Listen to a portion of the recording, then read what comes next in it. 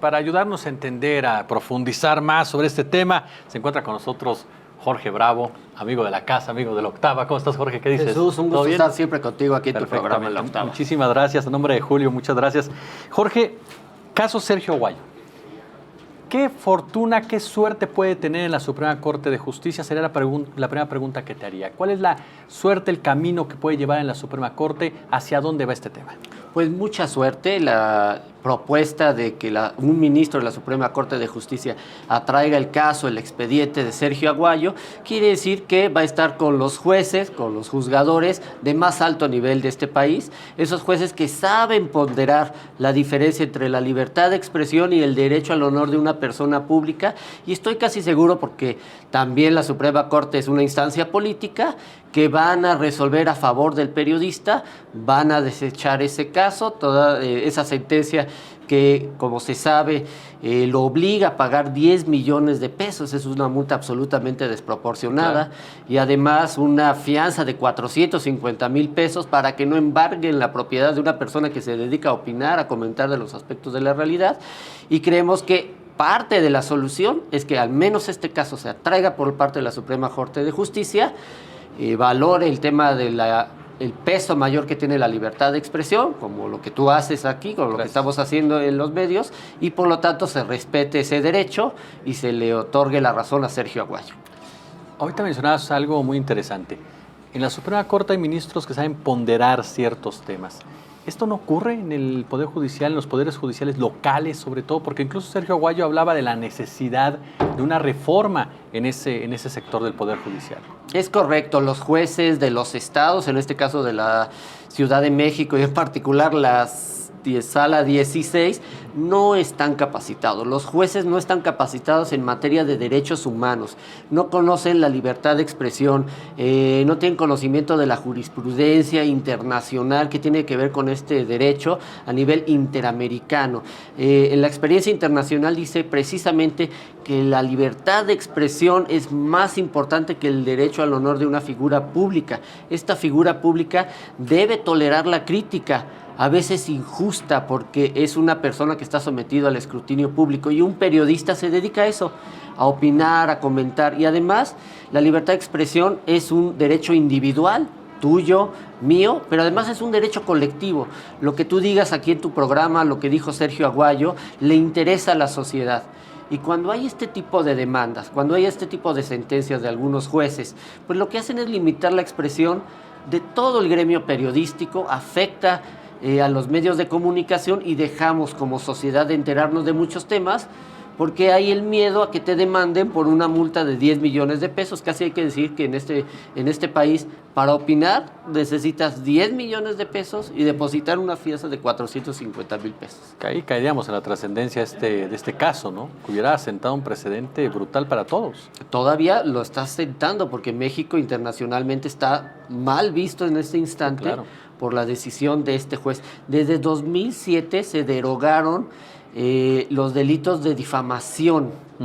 Incluso hay intentos de regresar. Sí. Entonces, los delitos civiles, como este caso, pueden ser tan intimidantes como un delito penal. O sea, ya no se puede meter a una persona a la cárcel por opinar. Pero cuando no hay límites en la sanción, cuando no hay límites en la multa, los políticos encuentran un resquicio de oportunidad, pueden presionar, pueden utilizar el sistema judicial para restringir esa libertad de expresión. Entonces les conviene demandar porque esperan obtener un beneficio, pues, del tamaño de 10 millones de pesos. Este caso, Jorge, nos muestra también lo vulnerables que son precisamente los jueces locales ante un poder como el de Humberto Moreira, porque uno pensaría que Moreira tiene su feudo en Coahuila, pero a final de cuentas es un personaje que llegó a ser dirigente nacional de un partido político, que llegó a tener un poder en toda la extensión de la palabra. Tan fácil, tan vulnerable es un juzgador. Bueno, lo estás diciendo en sus términos, en sus palabras. Esta verdadera independencia, la capacidad y el conocimiento de los jueces no es suficiente, y por lo tanto llega un personaje tan influyente que fue gobernador, líder partidista, y sin duda puede hacer este tipo de demandas. No la hizo en Coahuila.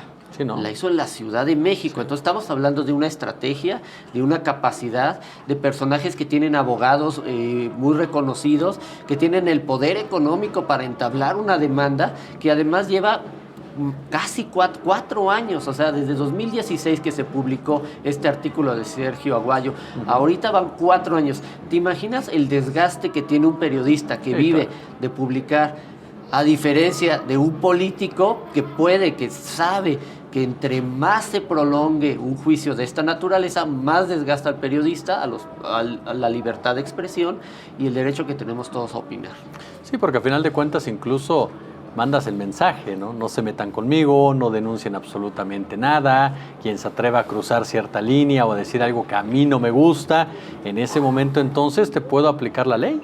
Eso es lo más grave, esa es la implicación, por eso es un derecho colectivo. Es un mensaje no a Sergio Aguayo, es un mensaje al medio donde lo publicó, es un mensaje al resto de los periodistas, es un mensaje a todos quienes tienen la obligación de informar, de ejercer esta profesión que es un control democrático, que es la prensa, el periodismo, y es un mensaje, todo mundo se va a autocensurar porque va a temer que si criticas el honor o las acciones públicas de un personaje, pues te pueda demandar. Además, los jueces, en el caso de una crítica, pues tienen que ver que son temas de derechos humanos, de abuso de poder. ¿Qué es lo que ocurrió en Coahuila?